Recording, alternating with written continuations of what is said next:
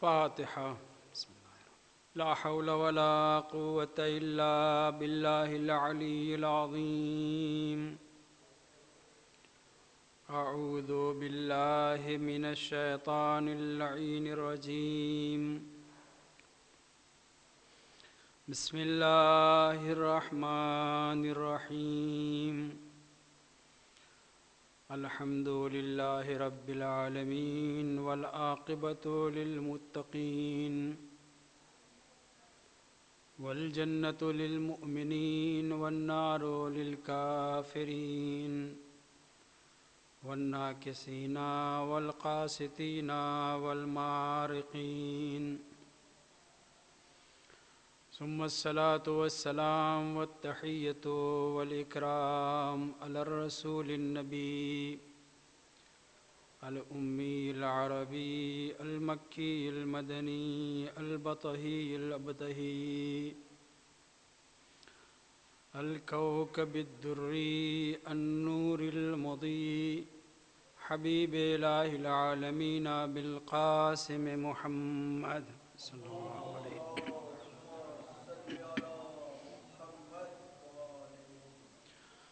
وعلى أهل بيته الطيبين الطاهرين المعصومين المكرمين الكهف الحسين وغياث المستر المستكين وملجأ الهاربين وعصمة المعتصمين الذين أذهب الله عنهم الرجس وطهرهم تطهيرا.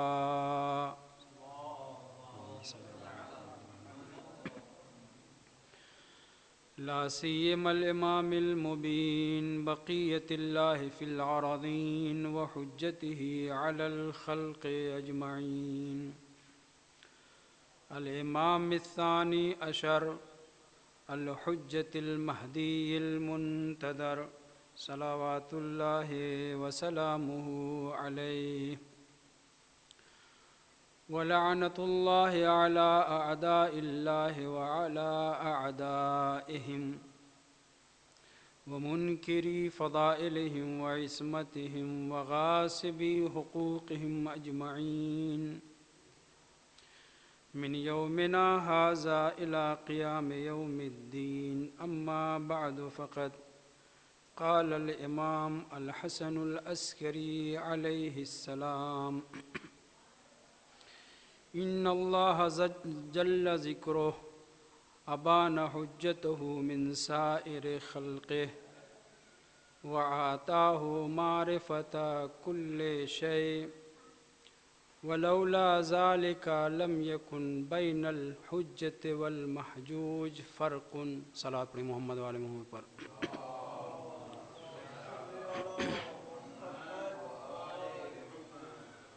عزیزان محترم، امام یازدہم حضرت امام حسن عسکری اسلام کے ایک بیان کو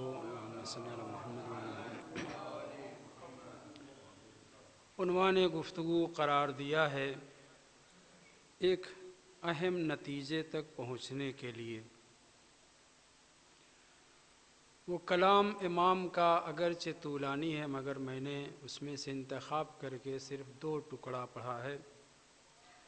ارشاد امام عسکری اسلام ہوتا ہے: ان اللہ جل ذکرہ، بے شک اللہ جس کا ذکر بڑا جلیل اور عظیم ہے، اس نے کیا کیا ہے؟ ابان حجتہ من سائر خلقہ، اللہ نے اپنی حجت کو، جسے حجت الہی قرار دیا ہے، جسے امام، رہبر، پیشوا اور خلائق کا سربراہ قرار دیا ہے، اسے ابانا جدا کر دیا ہے، علیحدہ کر دیا ہے، من سائر خلق ہی، اپنی تمام مخلوقات سے. ایک بات یہ پتہ چلی کہ اللہ حجت خدا کا انتخاب کرتا ہے اور حجت خدا کے انتخاب کے ساتھ ساتھ حجت اور محجوج میں فرق قرار دیتا ہے، ایک جیسا نہیں رہنے دیتا. جو بھی حجت خدا ہوگا تمام خلائق میں، تمام موجودات میں اور اس میں فرق ہوگا، وہ دونوں ایک جیسے نہیں ہوں گے۔ علیکم السلام۔ ابان حجتہ من سائر خلقہ، اللہ اپنی حجت کو تمام محجوج سے، تمام خلائق سے ممتاز قرار دے گا۔ کوئی بھی محجوج، کوئی بھی مخلوق حجت کے مانند نہیں ہو سکتی، حجت کے جیسی نہیں ہو سکتی۔ اب یہ مسلمانوں کی خامخواہ کی بکواس ہے کہ رسول خدا ہم جیسے تھے، نہیں۔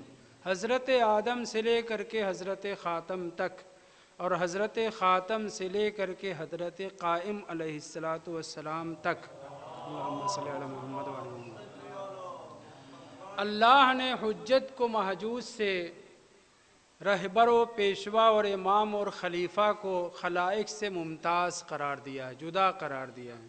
لہٰذا کبھی یہ کہنے کی کوشش کوئی یہ نہ کرے کہ نہیں فلاں صاحب تو ہمارے بڑے بھائی ہمارے جیسے ہیں، نہیں۔ ابانا علیحدہ کر دیا ہے، بانا یعنی ظہرا، ابانا یعنی جدا کرنا، جدا کر دیا ہے اللہ نے سارے رہنماؤں کو، اماموں کو تمام مخلوقات سے۔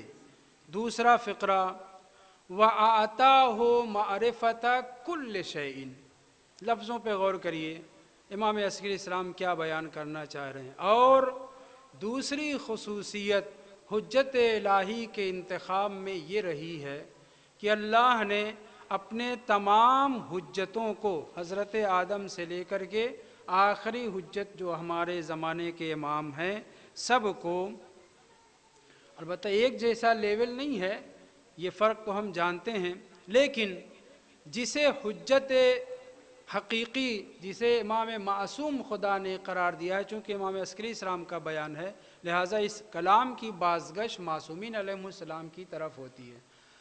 وَآتَاهُ مَعْرِفَةَ كُلِّ شَيْءٍ، اور جسے خدا حجت قرار دیتا ہے، امام اور پیشوا قرار دیتا ہے، وہ ہر شے میں امام ہوتا ہے۔ دوسرے، معرفت کل شیء، ہر چیز کی معرفت اسے عطا کر دیتا ہے۔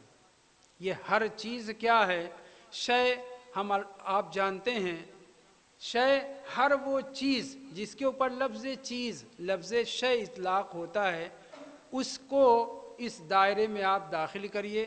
کائنات کی کوئی ایسی چیز نہیں ہے جو چیز ہوتے ہوئے، شے ہوتے ہوئے اس کی معرفت امام معصوم کو نہ ہو۔ اعطاہ معرفت کل شیء، اللہ نے ہر شے کی معرفت امام معصوم کو دے رکھی ہے۔ عبارت اس کے بعد طولانی ہے، اس کے بعد کا فقرہ ہے وَلَوْلَا ذَلِكَ، اور اگر ایسا نہ ہوتا کہ خداوند متعال اپنی ساری خلائق پر امام اور حجت خدا کو ممتاز قرار دیتا، اور اگر ایسا نہ ہوتا کہ اللہ عز و جل ہر امام معصوم کو ساری معرفت، ہر شے کی معرفت عطا کر دیتا، اگر ایسا نہ ہوتا، لولا ذالک لم یکن بین الحجت والمحجوج فرقن، تو حجت اور محجوج میں، رہبر اور پیشوا اور راہروں میں فرق نہ رہ جاتا۔ لہٰذا جسے امام بنایا، جسے خدا نے حجت خدا قرار دیا ہے، اس کو ہر شے کا علم ہے، اور ہر شے کا علم ہونے کے ساتھ ساتھ اس امتیاز کو سب سے پہلے بیان کیا گیا ہے کہ اس حجت خدا کو بقیہ سے علیحدہ رکھا ہے، جدا رکھا ہے۔ یعنی امام اور پیشوا کو پہچاننے کے لیے سب سے بڑی دلیل، سب سے اہم دلیل یہ ہے کہ اس سے جو چاہو پوچھ لو۔ کیوں؟ اس لیے کہ اللہ نے اسے ہر شے کا علم دیا ہے۔ 18 مرتبہ صرف امیر المومنین علیہ السلام نے سلونی کا دعویٰ نہیں کیا ہے، ایک اور حجت خدا چھٹے امام کے لیے کتابوں میں موجود ہے کہ آپ نے بھی سلونی کا دعویٰ کیا ہے۔ چاہے چھٹے امام دعویٰ کریں، چاہے 12ویں امام دعویٰ کریں، چاہے پہلے امام دعویٰ کریں، کوئی بھی امام، یہ سب کے سب چونکہ اعطاہ معرفت کل شیء، ہر امام کو خدا نے ہر علم عطا کر دیا ہے، اس لیے سلونی کا دعویٰ ہر ایک کر سکتا ہے۔ صلوات پڑھی محمد و آل محمد پر۔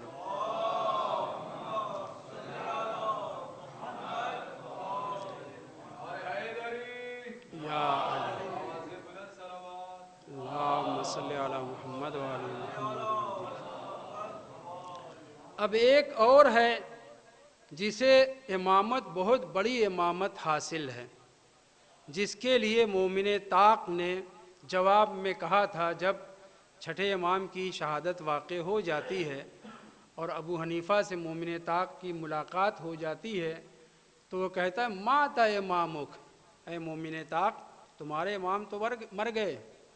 چھٹے امام کی شہادت کے موقع پر طنز کرتے ہوئے مومن طاق سے کہتا ہے مات امامک، تو پلٹ کر کے جناب مومن طاق نے کہا لیکن تیرے امام کو خدا نے یوم وقت معلوم تک کی حیات دے رکھی ہے، تیرا امام ابلیس اسے خداوند متعال نے مہلت دے رکھی ہے۔ توجہ چاہتا ہوں، تو یہ بھی امام ہے، اور اسے بڑی معرفت، بہت کچھ، معرفت کا لفظ نہیں کہنا چاہیے، علم کا لفظ، بہت علم ہے۔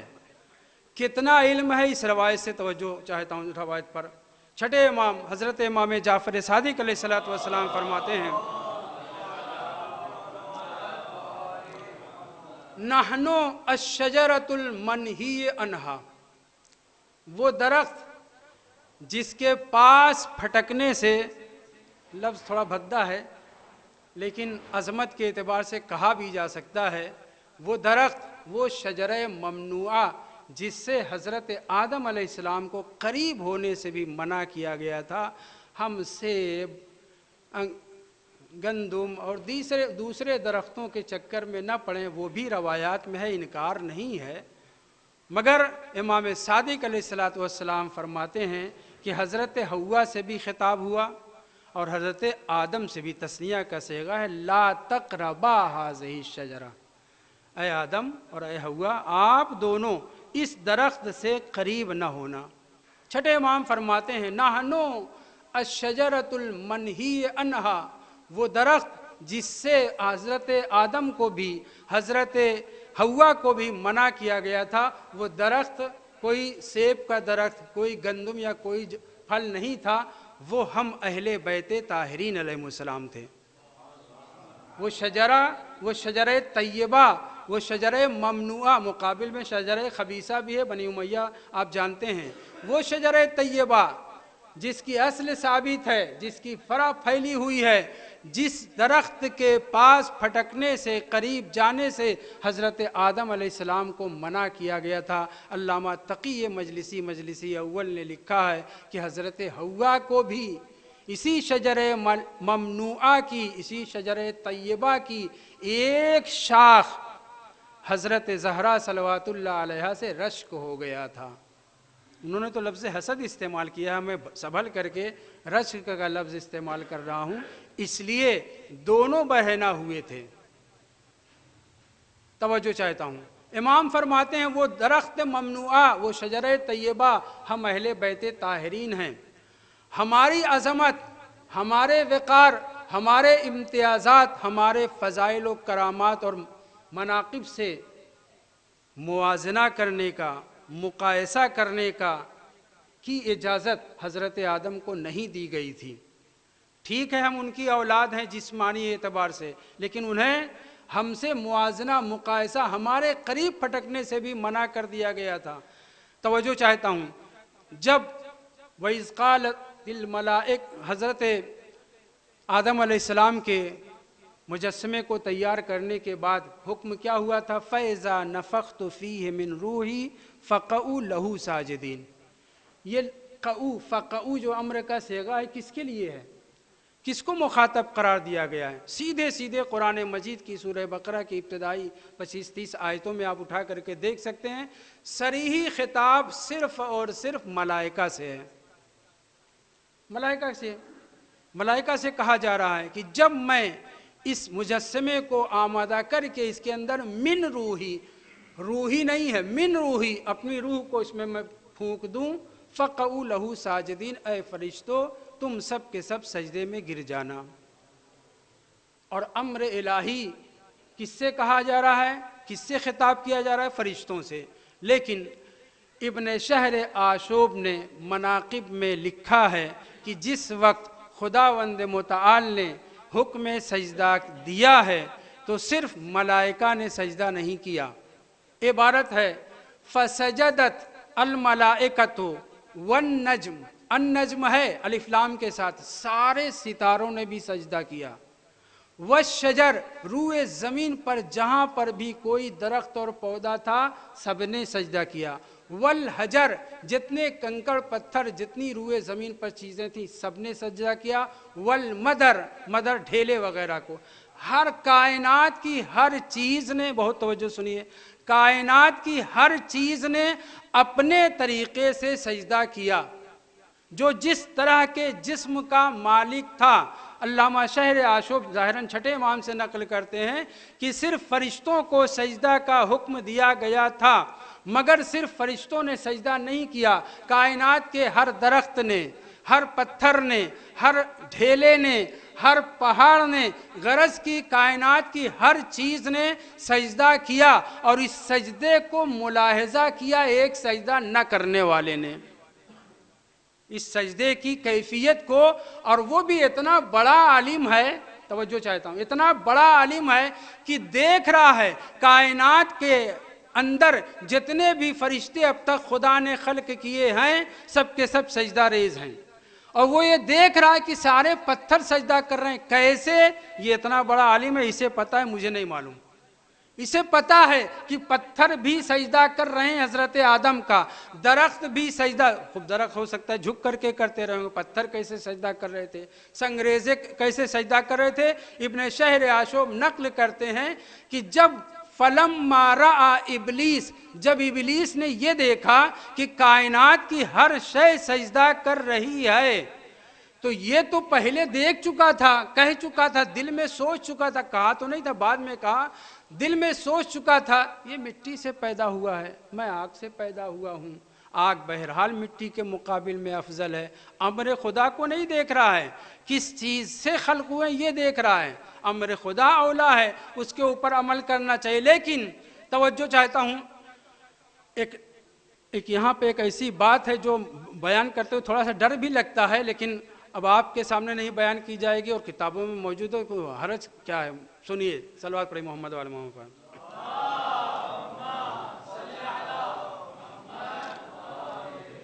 फलम्मा पे या तवज्जो फरमाए, फलम्मा रआ इबलीस, जब इबलीस ने ये देखा कि सारे फरिश्ते सजदा कर रहे हैं, सारे अफलाक सजदा कर रहे हैं, सारे दरख्त सजदा कर रहे हैं, सारे पत्थर सजदा कर रहे हैं, सारी कायनात की हर चीज़ सजदा कर रही है, तो उसने और निगाह दौड़ाई, अफलाक पर देखा, सितारे सैयारे जितने कवाकिब हैं वो सब भी सजदा कर रहे हैं।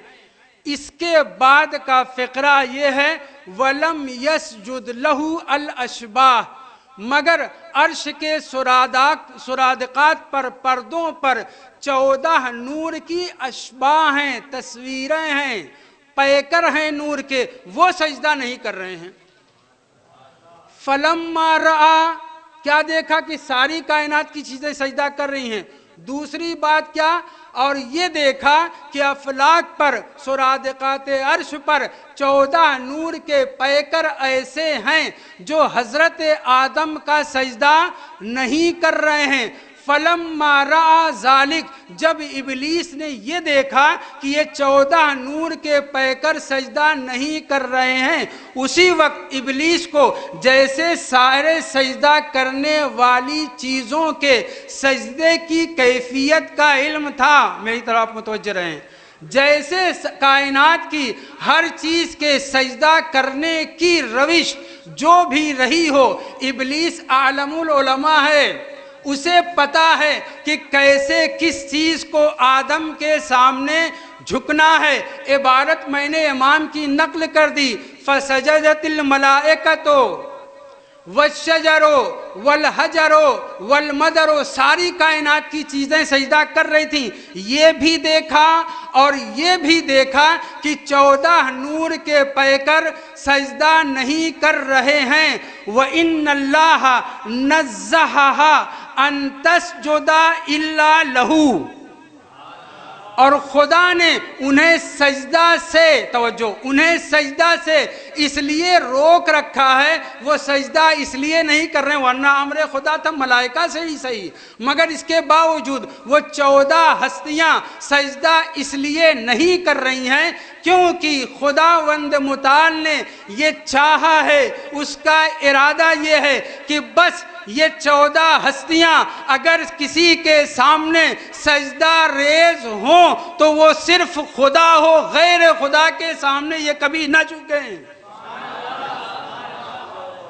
یہ 14 نور کے پیکر، نزہہا ان تسجد، مؤنث کا صیغہ اشباہ کی طرف پلٹ رہا ہے، کیونکہ خدا نے انہیں پاک و پاکیزہ رکھا ہے، کبھی کسی غیر خدا کے سامنے سجدہ نہ کریں۔ کبھی کبھی لوگوں کی خوبیوں کو دیکھ کر دوسرے لوگ گڑبڑا جاتے ہیں، غلطی کر بیٹھتے ہیں، دوسروں کی خوبیوں کو، امتیازات کو، فضائل و مناقب کو دیکھ کر غلطیاں کر بیٹھتے ہیں۔ حضرت آدم سے ترک اولا ہوا، غلطی ہم نہیں کہتے، حضرت حوا سے ترک اولا ہوا، مگر کیوں ترک اولا ہوا؟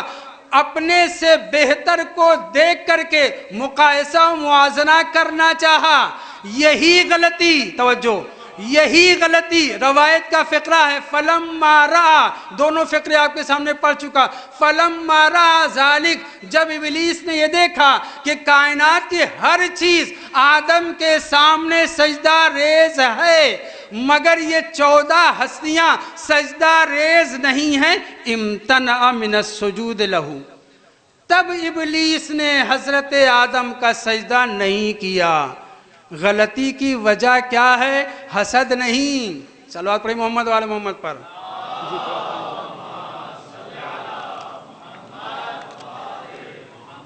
میں نہیں کہہ رہا ہوں، روایت کا فقرہ آپ کے سامنے پڑھ رہا ہوں۔ امتنع من السجود لذالک، جب اس نے یہ دیکھا ٹھیک ہے کائنات کی ہر چیز سجدہ کر رہی ہے مگر یہ 14 ہستی، 14 نورانی پیکر یہ حضرت آدم کا سجدہ نہیں کر رہے ہیں، اور اسے یہ بھی پتا ہے، امام اس کے اقوال کو، کلام کو نقل کریں، اسے یہ بھی پتا ہے کہ کیوں نہیں سجدہ کر رہے ہیں، کیونکہ اللہ نے انہیں پاک و پاکیزہ قرار دیا ہے کہ کسی غیر خدا کے سامنے نہ جھکیں۔ اہل بیت سے موازنہ آدم و حوا نے بھی کیا، ترک اولا ہوا، توبہ کر کے بخش دیے گئے، مگر اس بدبخت نے 14 نوری ہستیوں سے موازنہ کرنے کے بعد یہ سمجھا کہ سب سے خالص توحید، کڑی اور پکی توحید یہ ہے، سب سے پکی توحید یہ ہے جو ان 14 ہستیوں کی ہے۔ اپنے آپ کو ان 14 ہستیوں کے برابر سمجھ بیٹھنے کی غلطی کر بیٹھا، اس لیے آواز آئی استکبرتا ام کنت من العالین، اے ابلیس تو نے تکبر میں سجدہ نہیں کیا ہے، میرے حکم کی نافرمانی میں سجدہ نہیں کیا ہے، یا کوئی دوسرا معاملہ ہے؟ وہ دوسرا معاملہ یہی تھا، اشباہ نے سجدہ نہیں کیا تھا، یہ اپنے آپ کو اشباہ اور عالین کے برابر سمجھ بیٹھا تھا۔ صلوات پڑھیں محمد وآل محمد پر۔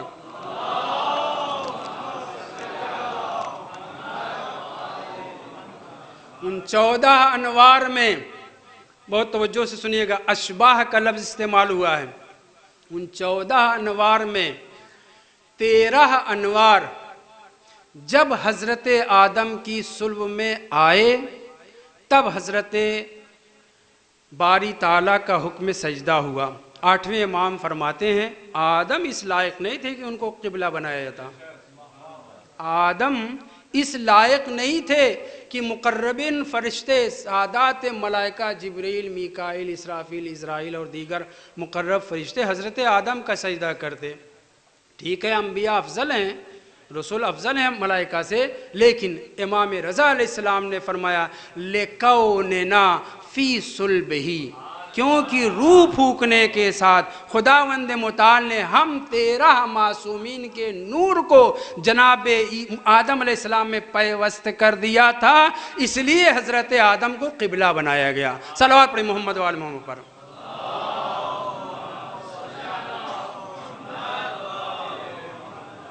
تو وہاں اشباہ سجدے کے وقت وہاں اشباہ تھے، پیکر تھے، مگر انوار 13 انوار जनाब आदम अलैहिस्सलाम की सुल्ब में रख दिए गए थे। एक नूर को खुदावंद मुताल ने दुनिया जहान से, अंबिया और मुरसलीन से भी, उनके असलाब में भी पहुँचने से रोक दिया। आप जानते हैं।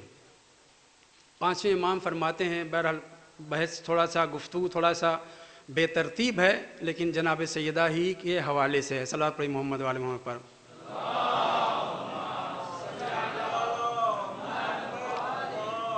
कुरान मजीद की हर आयत को पैगंबर इस्लाम ने पढ़ा, तफसीर की, बयान किया, अइम्मा ने भी पढ़ा। जितनी अहादीस पैगंबर इस्लाम से नकल हुई हैं, जितनी पैगंबर से नकल हुई हैं, पैगंबर ही की ज़बान अक़दस पर जारी हुई हैं। जितने अलक़ाब अमीरुल मोमिनीन अलैहिस्सलाम को अता हुए हैं, पैगंबर की तरफ से पैगंबर ने ही दिए हैं। जितने खसाइल, इम्तियाज़ात, मनाक़िब वग़ैरह अल्लाह ने रसूल खुदा के ज़रिए अइम्मे ताहिरीन को अता किए हैं, बताए हैं, उनकी शान में कहलवाए हैं, वो सब के सब पैगंबर ने ही बयान फरमाए हैं। लेकिन इन अलक़ाबात में, इन खिताबात में आयतों की बात नहीं कर रहा हूँ। आयतें भी ज़बान पैगंबर पे जारी हुई हैं। फ़ज़ाइल व मनाक़िब जो मासूमीन अलैहिस्सलाम के बयान हुए वो भी पैगंबर की ज़बान पे जारी हुई हैं। लेकिन पाँचवें इमाम ने एक अजीब व गरीब फ़िक्रा इरशाद फरमाया है, अफ़ज़लो कलिमतिन तफ़व्वहत बिही हंजरतो रसूलिल्लाह सल्लल्लाहु अलैहि वसल्लम। सारी आयतें ज़बान अक़दस से पैगंबर से जारी हुई, हम तक पहुँची हैं। सारी आयतें कुरान की पैगंबर के ऊपर नाजिल हुई हैं। उन तमाम आयतों को पैगंबर ने पढ़ा है। और जितनी अहादीस हैं, बेहतरीन कलाम, महासिन कलाम अहले बैत के, फसाहत व बलागत के मेयारी दर्जात पर, उन सब में तवज्जो, उन सब में सबसे बेहतरीन कलिमा कुरान मजीद की कोई आयत नहीं है। मैं नहीं कह रहा हूँ, पाँचवें इमाम फरमाते हैं, अफ़ज़लो कलिमतिन तफ़व्वहत बिही हंजरतो रसूलिल्लाह सल्लल्लाहु अलैहि वसल्लम। वो कलाम, वो कलिमा, वो जुमला जो सबसे बेहतर कलिमा है, जो सबसे बेहतरीन बात है, जो सबसे बेहतरीन खिताब है, जो सबसे बेहतरीन लक़ब है। अमीरुल मोमिनीन अलैहिस्सलाम को पता है, आप हजरात को, कि सबसे ज़्यादा प्यारी कुन्नियत क्या थी? अबू तुराब। बनी उमैया उसको ज़िल्लत की नज़र से देखते थे।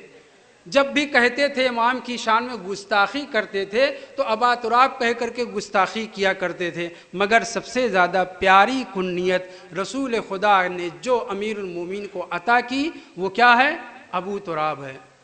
लेकिन ये बेहतरीन से बेहतरीन कुन्नियत भी दहन अक़दस पैगंबर से सादिर होने वाली सबसे बेहतरीन कलाम, कलिमा नहीं है। अफ़ज़लो कलिमतिन, सबसे बेहतरीन कलाम, सबसे बेहतरीन बात, सबसे बेहतरीन जुमला, खिताब, लक़ब वग़ैरह जो ज़बान पैगंबर पर जारी हुए, मिन हंजरत रसूलिल्लाह तफ़व्वहत बिही हंजरतो रसूलिल्लाह सल्लल्लाहु अलैहि वसल्लम। इमाम बाक़िर अलैहिस्सलाम फरमाते हैं, वो कलिमा और कोई कलिमा नहीं, कोई आयत नहीं है, कोई हदीस नहीं है, बल्कि कलिमत उम्म अबीहा, कायनात की सबसे अजीम खातून के लिए सबसे बेहतरीन कलाम, सबसे बेहतरीन कुन्नियत, सबसे बेहतरीन कलिमा ज़बान अक़दस रिसालत पर 6666 आयतें नहीं हैं, हदीसें नहीं हैं, प्यारे प्यारे अलक़ाबात जो रसूल खुदा ने अमीरुल मोमिनीन को दिए वो नहीं हैं। इमाम बाक़िर अलैहिस्सलाम फरमाते हैं, सबसे प्यारा कलिमा, सबसे बेहतरीन बात, सबसे बेहतरीन लक़ब जो जनाब सैयदा सल्लल्लाहु अलैहा को रसूल खुदा ने अता किया है, वो उम्मु अबीहा है। सल्लल्लाहु अलैहि मोहम्मद वाले मोहम्मद पर।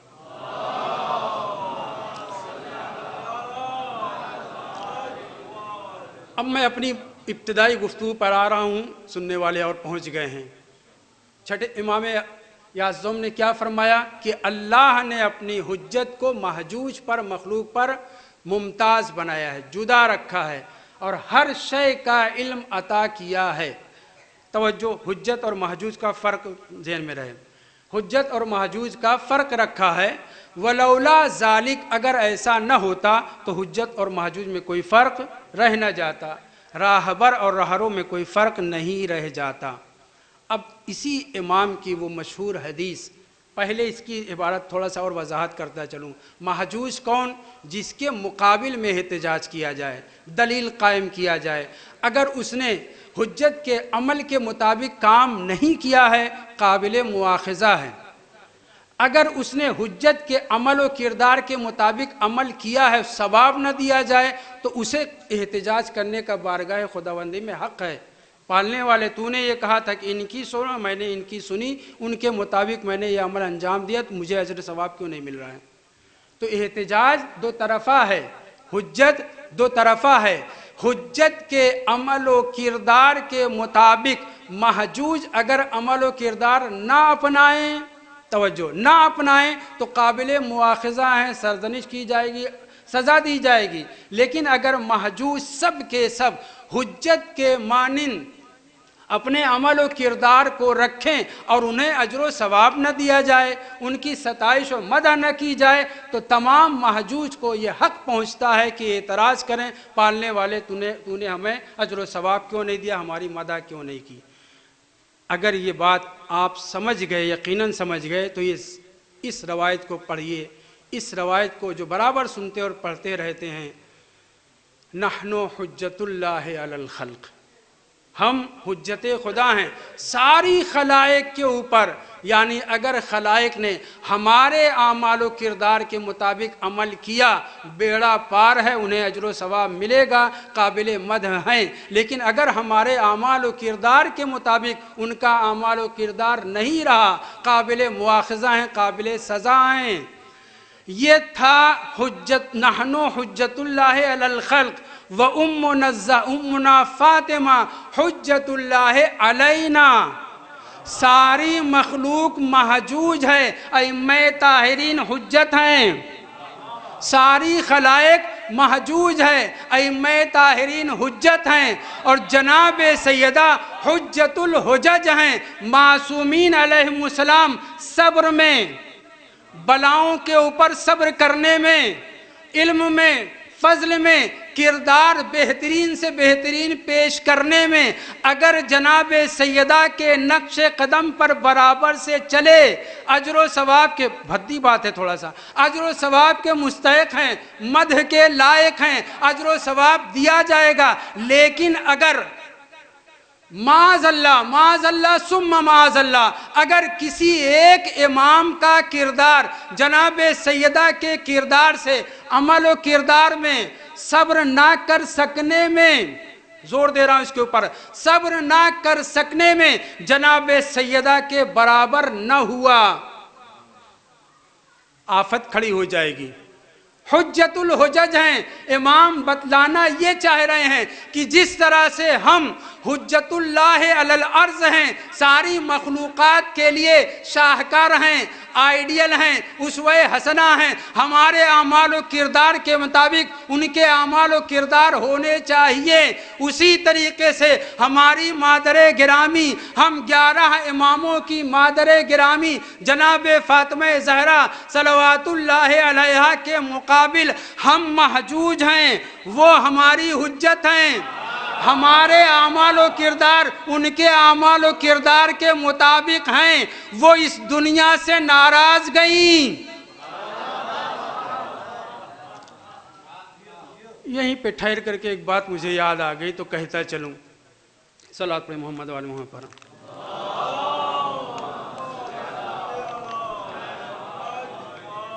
میں بہت دھڑلے سے کتا اور کتیا جو ہے کہتا رہتا ہوں، آپ سنتے رہتے ہیں. اعتراض بھی ہوا ہے، پہلے بھی ہوا ہے. جواہر الکلام، یہ کس کی؟ شرائع کی شرح، 43 جلد میں ہے. جلد نمبر 21 صفحہ 331. جلد نمبر 21 صفحہ 331. امیر المومنین، روایت مکمل نہیں کر سکا ہوں، اب یہ بیچ میں بات آ گئی تو اس کو بیان کرتا چلوں. اس جلد میں اور اس صفحے پر جس کا میں نے تذکرہ کیا، ایک مختصر سا واقعہ نقل ہوا ہے. وہ یہ ہے کہ جب امیر المومنین علیہ السلام بصرہ کی جنگ میں اونٹ کی معراج حاصل کرنے والی اونٹنی کو پسپا کر چکے اور اس کے ساتھ جو بڑا جڑیڑ قسم کے لوگ تھے وہ سب کے سب بچ گئے. طلحہ زبیر مارے گئے اور بھی مارے گئے، لیکن عبداللہ ابن زبیر جو سرگنا تھا، جس کے جو سب کو نماز پڑھاتا تھا، نہ طلحہ کو نہ زبیر کو امی جان نے آپ حضرات کی ان کو مقرر کیا تھا کہ تم نماز پڑھاؤ، کیونکہ وہ چاہ رہا تھا کہ میں خلیفہ بنوں، امام علیہ السلام اگر قتل ہو جائیں، اور وہ چاہ رہا تھا کہ میں خلیفہ بنوں. اس ٹکراؤ کی وجہ سے امامت کے بدلے امامت کرنے کے چکر میں پہلی خلافت جانتے ہیں آپ حضرات، ان کے پاس سب سے بڑی دلیل ہے کہ رسول خدا کے بعد انہوں نے ان کی زندگی میں امامت کی تھی. یہاں پہ بھی امامت کا چکر تھا. امی جان نے آپ کی فیصلہ کیا، نہ تم پڑھاؤ گے نہ تم پڑھاؤ گے، عبداللہ میری بہن کا لڑکا، میرا بھانجا بھتیجا یہ پڑھائے گا. بچ گیا وہ. مروان زخمی ہوا، بچ گیا. خود یہ ایک کھونچا آ گیا تھا، ایک تیر کسی مومن نے تیزی کے ساتھ ایسا چلایا تھا کہ لوہے کی چادر کو توڑ کر کے نکل گیا تھا، خراش آ گئی تھی. باپ کو تو کبھی خراش نہیں آئی کسی جنگ میں، لیکن اما اسے خلیفہ بنانا چاہیے تھا جسے خراش آ گئی تھی. بہرحال توجہ چاہتا ہوں. جنگ ختم ہوئی. بصرہ کے بہت سے مسلمان، نام کے مسلمان سے بہت مارے گئے، اکثریت انہی کی ماری گئی. بنی زبہ کے 400 لوگ قتل ہوئے، جو مہار تھامنے میں 70 ہاتھ کٹے. یہ سب تفصیلات آپ کو معلوم ہیں. جب جنگ ختم ہو گئی تو اٹھا کر کے محمد ابن ابی بکر اپنی بہن کو لے کر کے جہاں مناسب تھا وہاں پہنچایا. وہ سرائے ٹائپ کے بہت بڑا علاقہ تھا، دیوار تھی اور 3 بڑے بڑے حجرے تھے. امیر المومنین السلام نے پہلے قمبر کو یا کس کو بھیجا کہ ان سے کہو کہ جہاں پیغمبر نے ان کو چھوڑا وہاں جائیں. نہیں سنوائی ہوئی. عمار یاسر کو، بوڑھے صحابی کو بھیجا، نہیں سنوائی ہوئی.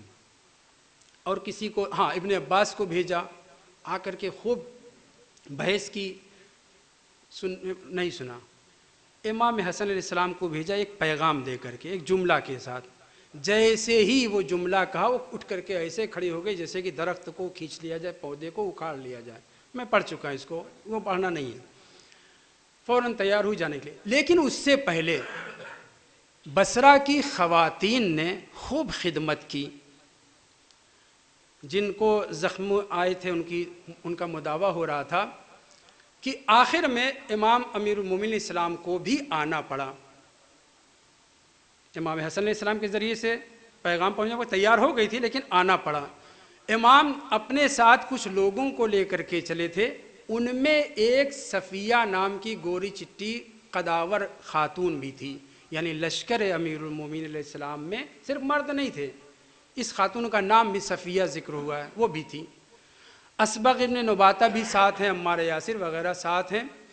ایک شخص نے یہاں پر تھوڑا سا پہلے اس جملے کو میں مکمل کر لوں. ایک شخص نے اسبغ ابن نباتہ سے کہا، کیا آپ لوگوں نے کیا جنگ جمل میں؟ 18,000 ادھر کے مسلمان مارے گئے، پھنسیوں کو تو آپ لوگوں نے محو کر دیا، پھوڑے باقی رہ گئے. جس میں اسلام پر جو پھوڑے پھنسی لگے ہوئے ہیں، تم لوگوں نے پھنسیوں کو تو ختم کر دیا، محو کر دیا، مٹا دیا، پھوڑے تو باقی رہ گئے. جناب اسبغ نے کیا بہترین جواب دیا ہے. یہ جواب عمار یاسر، مقداد، مالک اشتر اور اسبغ اس ایسے شجاع لوگوں کے ہی جواب ہو سکتے ہیں. انہوں نے کہا، ہمارا ہاتھ قبضے شمشیر پر تھا، ہماری نگاہیں امیر المومنین کی نگاہوں سے مل رہی تھیں، مگر امام نے پھنسیوں کے مٹانے کے بعد پھوڑوں کے مارنے کی اجازت نہیں دی، تو ہم نے تلوار کو میانے میں ہی رکھا. اگر میں یہی الٹ کر کے کہہ دوں کہ مروان کو پھوڑا کہا ہے، آپ کی امی جان کو پھوڑا کہا ہے، تو آپ اعتراض کر سکتے ہیں، بعض اعتراض کرنے والے. میں مگر یہاں پہ نہیں ٹھہرا ہوں اور آگے بڑھ رہا ہوں. امام پہنچے. خواتین بصرہ خوب تیز دہاڑیں مار مار کر کے رو رہی تھی. جیسے ہی امیر المومنین کے اوپر ان کی نظر پڑی اور کسی نے بتایا کہ یہی علی ابن ابی طالب ہیں، سب نے لان تان شروع کر دی اور کہا جاء قاتل الاحبہ، جاء قاتل الاحبہ، جاء قاتل، یہی شور شرابہ شروع کر دیا، کیا کہ ہمارے پیاروں کا قتل کرنے والا قاتل آ گیا۔ امام کی توہین کرتے ہوئے یہ کہنا شروع کیا۔ امیر المومنین نے کوئی لحاظ نہیں کیا، آگے بڑھتے رہے۔ تینوں حجرے تھے، اس حجرے میں داخل ہوئے جس میں آپ کی امی جان تھی، یعنی میری بھی۔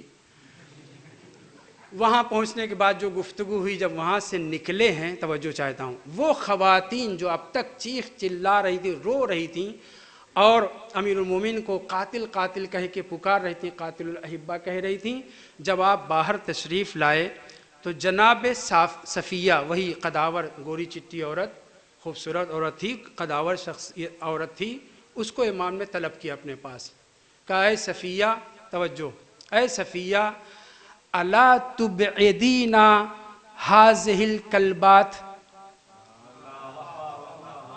21 جلد نمبر 21 صفحہ 331، اے صفیہ دیکھ رہی ہو یہ لوگ مجھے قاتل کہنے کے ساتھ ساتھ پیارے لوگوں کا قاتل کہہ رہی ہیں، کیا تم ان کتیوں کو مجھ سے دور نہیں کرو گی؟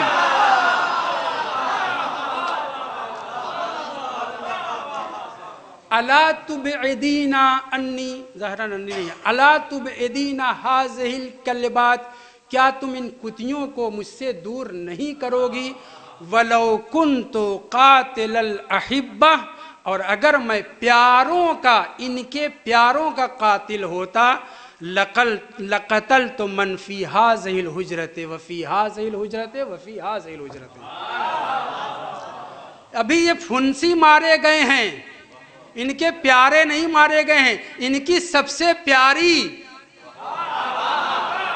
سب سے زیادہ چہیتی اس حجرے میں موجود ہے، اس میں مروان ہے اپنے دوسرے زخمیوں کے ساتھ، اس میں عبداللہ ابن زبیر ہے اپنے دوسرے زخمیوں کے ساتھ، اس میں آپ کی امی جان ہے، دوسرے قبیلے کے تھے یا نہیں تھے میں نہیں جانتا، کیونکہ کوئی رشتہ دار آیا ہو یا نہیں تھا، وہ سب اپنے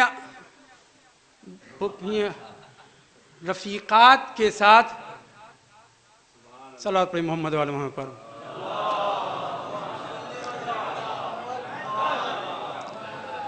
لو کنت قاتل الاحبہ، اگر واقعاً میں احبہ کا قاتل ہوتا، ان کے پیاروں کا قاتل ہوتا، لقتلت من فی ہذہ الحجرۃ وفی ہذہ الحجرۃ وفی ہذہ الحجرۃ، عبداللہ ابن زبیر ان کا پیارا ہے جس کے پیچھے یہ سب کے سب نماز پڑھ رہے تھے، مروان ان کا پیارا ہے، بنی امیہ کا نمائندہ، بنی مروان کا نمائندہ، اسے قتل کرتا، اور کون؟ ومن فی ہذہ الحجرۃ، اور اس حجرے میں جو کلبات کی سردارنی ہے،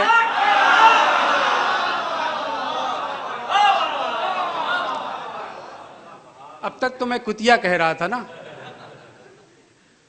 صلوات پڑھیں محمد وعلی محمد پر۔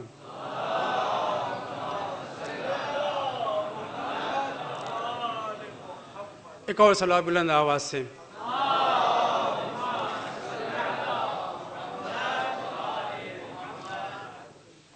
تو گفتگو ہماری یہ تھی کہ امیر المومنین علیہ السلام نے براہ راست ان غم کرنے والی، رونے والی، اپنے قاتلوں کے اوپر غم منانے والی کو کتیاں کہا ہے، اور اس کی سردارنی کے لیے کہا اگر میں قاتل ہوتا احبہ کا، تو یہ تو پھنسیاں تھیں، یہ تو ان کے شوہر تھے، ان کی کیا ویلو ہے، لقتلت من فی ہذہ الحجرۃ، تو اس حجرے میں جو موجود ہے اسے قتل کر دیتا۔ قتل ہونے سے بچ گئی، آپ حضرات جانتے ہیں قتل ہونے سے بچ گئی، مگر امیر المومنین علیہ السلام نے کہیں کا نہیں چھوڑا۔ ایک صلوات پڑھیں محمد وعلی محمد پر۔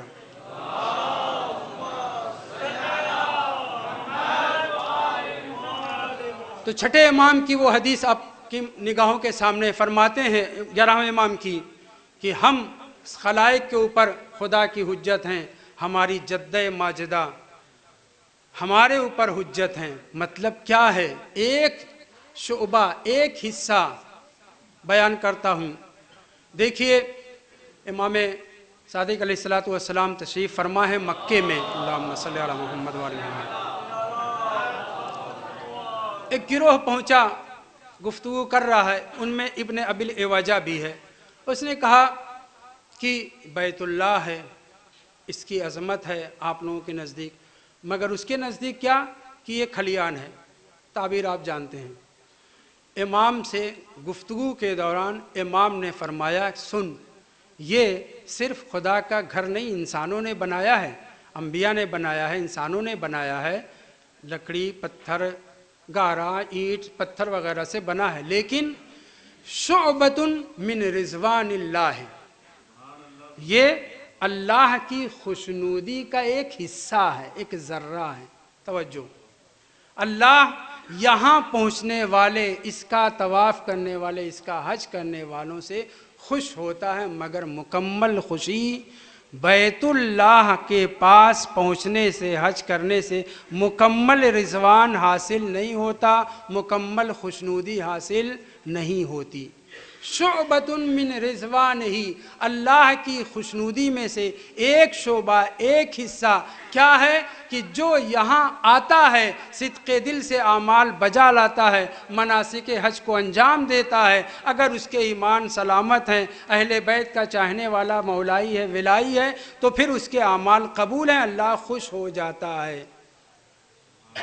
مگر جب تک اس شخص کی ولایت اور محبت تمہارے دل میں نہیں ہوگی جس نے ایک شب بستر رسول پر سو کر کے اللہ کی پوری مرضی خرید لی، تب تک تمہارے اعمال کامل نہیں ہیں، پورے نہیں ہیں۔ جیسے رسول خدا نے اس آیت کے ذیل میں شب معراج، شب ہجرت، امیر المومنین علیہ السلام نے بستر رسالت پر سو کر کے ساری رضایت اپنے حصے میں کر لی، اسی طریقے سے جناب سیدہ صلوات اللہ علیہا کے بارے میں بھی امیر رسول خدا نے فرمایا یا فاطمہ تو ان اللہ یرضا لرضا کے ویغضب لغضب کے۔ صلوات پہ محمد وآل محمد پر۔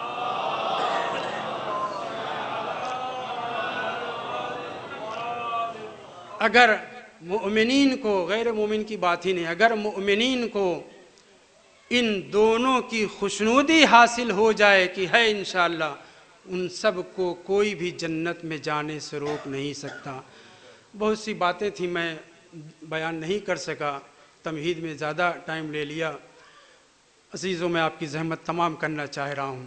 جناب سیدہ صلوات اللہ علیہا کی عظمت کے بیان میں یہ کم نہیں ہے کہ امیر المومنین علیہ السلام کو رسول خدا نے حکم دیا کہ آپ ان کے حکم کو نافذ کریے، اور جناب سیدہ نے بھی آخر وقت میں یہ کہا کہ کیا آپ میرے اس عہد کو، وعدے کو نبھا سکیں گے کہ اگر نہیں نبھا سکتے تو میں کسی غیر کو وصیت کروں۔ جناب شیخ باقر قرشی صاحب مرحوم نے بہت کچھ لکھا ہے، ترجمہ ہو چکی جناب سیدہ والی کتاب اردو میں۔ فرماتے ہیں، دیکھیے بیٹوں کی نسبت، اولاد کی نسبت ماں زیادہ شفیق اور مہربان ہوتی ہے، باپ تھوڑا سا کڑا مزاج رکھتا ہے، لیکن انبیاء میں تو یہ چیز نہیں پائی جاتی نا۔ لیکن اس کے باوجود حضرت اسماعیل کو جب ذبح کرنا ہوا، باپ چھری لے کر کے جا رہا ہے، چھری چلا بھی دی، لیکن ماں نے جیسے ہی گلے پر نشان دیکھ لیا، روایت کہتی ہے کہ بیمار پڑ گئی، چند دن کے بعد اس دنیا سے رخصت ہو گئی۔ اولاد کی محبت، اولاد پر شفقت جسے زیادہ ہوتی ہے، اس مطلب کو میں نے اس لیے ذکر کیا ہے کہ ایک سوال پیدا ہوتا ہے کہ میدان محشر میں جب امام حسین علیہ السلام کا خون سے آگشتہ پیراہن لایا جائے گا تو کیوں اس پیراہن کو جناب سیدہ لیے رہیں گی؟ سب سے بڑے وارث سربراہ تو جناب رسول خدا ہے نا، باپ امیر المومنین علیہ السلام ہے نا، تو کیوں جناب سیدہ؟ جناب قرشی صاحب لکھتے ہیں ان من اعظم المصابین برضیتہ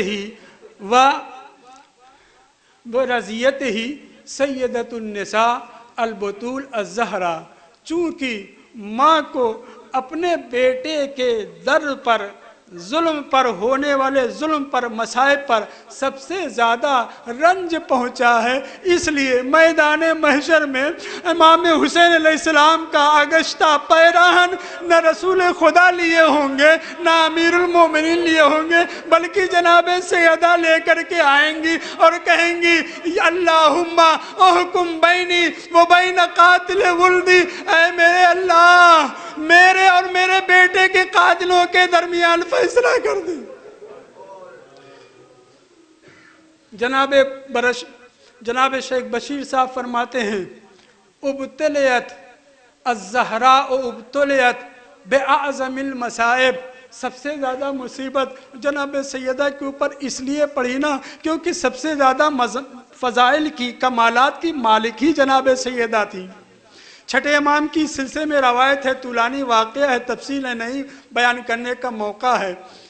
جناب سیدہ گھر میں چکی پیس رہے ہیں، پیغمبر اسلام سلام کر کے وارد ہوتے ہیں، کیا دیکھتے ہیں ایک طرف امیر المومنین ایک طرف جناب سیدہ بیٹھی ہوئی چکی پیس رہے ہیں۔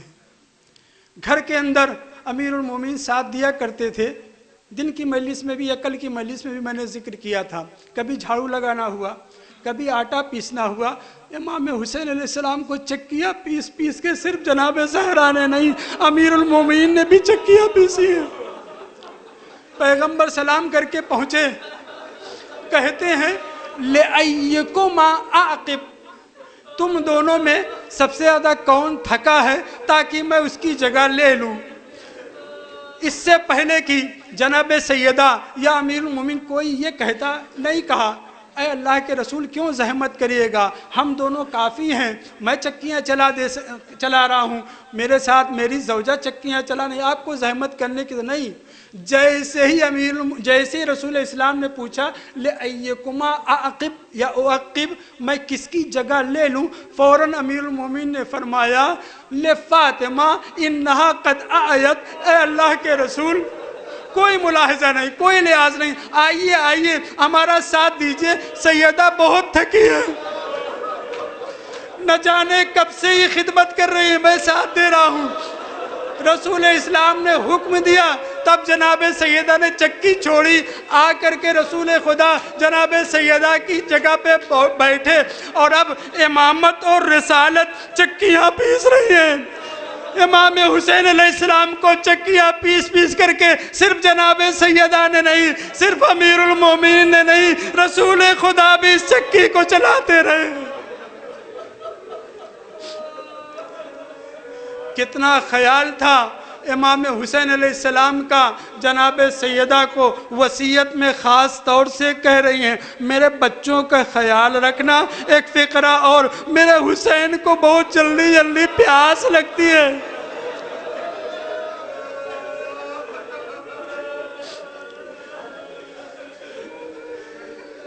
آخری دن ہے جناب سیدہ کا، شہادت کے دن انہی کی نوبت تھی، جناب سیدہ ہی کی باری تھی۔ روایت کہتی، قرشی صاحب نے تفصیل سے لکھا ہے، آخری دن تھا، غسلتہما، پہلے امام حسن علیہ السلام کو نہلایا، پسلیاں ٹوٹی ہوئی ہے، خود سے اٹھ نہیں سکتی، دیوار کا سہارا لے کر کے اٹھتی ہیں، کبھی فضہ کا سہارا لے کر کے، کبھی عصا کا سہارا لے کر کے، کبھی دیوار کا سہارا لے کر کے اٹھتی ہیں۔ لیکن آج قرشی صاحب فرماتے ہیں اس دن کچھ حالت بہتر تھی، تو جناب سیدہ عمدت الی ولدیہا، اپنے دونوں بیٹوں کے پاس آئیں، فغسلتہما، ان دونوں کو آپ نے نہلایا۔ کتنا ٹائم لگا مجھے نہیں معلوم۔ اس کے بعد دوسرا فقرہ ہے، وَصَنَّعَتْ لَهُمَا مِنَ الطَّعَامِ مَا يَكْفِي يَوْمَهُمْ، اتنا کھانا بنایا، چونکہ جانے والی ہے، پتہ نہیں بچوں کو کب دانا نصیب ہوگا۔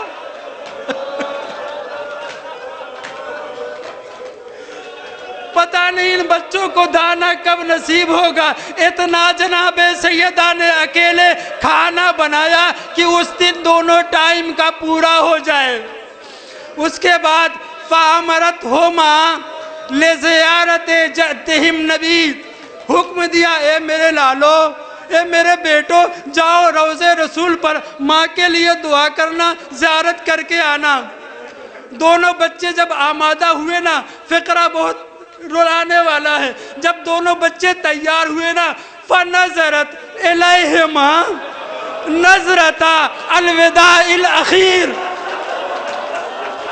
کربلا میں امام حسین علیہ السلام نے جب علی اکبر کو رخصت کیا ہے نا، تو فقرہ ہے فنظر الیہ نظر آئس منہ۔ علی اکبر کے چہرے پر نظر کرنے کے بعد امام حسین علیہ السلام مایوس ہو چکے تھے، اب میرا یہ لال مجھ پر واپس میرے پاس پلٹ کے آنے والا نہیں ہے۔ جناب سیدہ نے پسلی کو سنبھالنے کے بعد کھانا بھی بنا لیا، بچوں کو نہلا بھی لیا، لیکن جب بچوں کو حکم دے رہی تھی زیارت نبی کے لیے، تو ایک مرتبہ حسرت بھری نگاہ سے حسن و حسین کی طرف دیکھ کر کے نظرۃ الوداع الاخیر، سیدہ آخری مرتبہ الوداعی زیارت کر رہی ہیں امام حسن اور امام حسین کی۔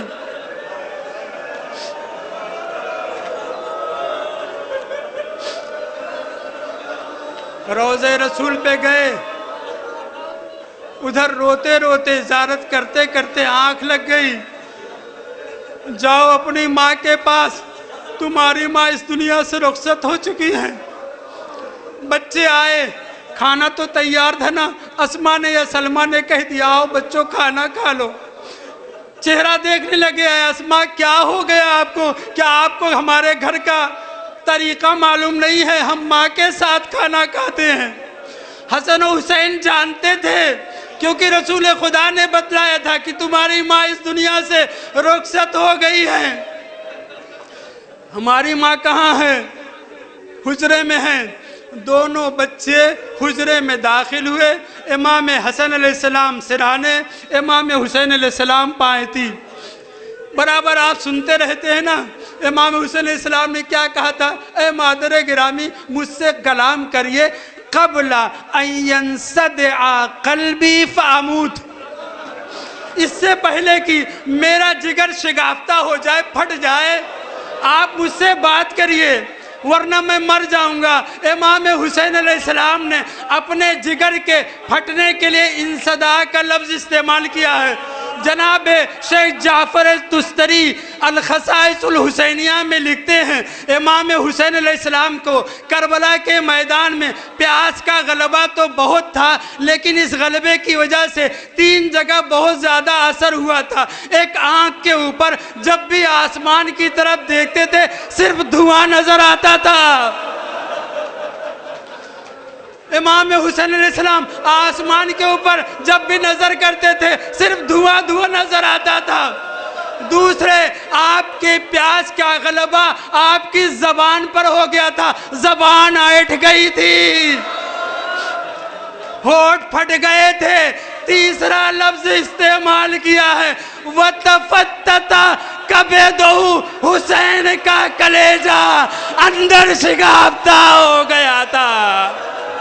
امام حسین علیہ السلام آخر میں جو جگر شگافتہ ہوا اس کا مرحلہ پہلے ہی بتا رہے ہیں۔ اے مادر گرامی، آج اگر آپ نے مجھ سے بات نہ کی، کربلا میں بعد میں ابھی میرا جگر شگافتہ ہو جائے گا اور میں اس دنیا سے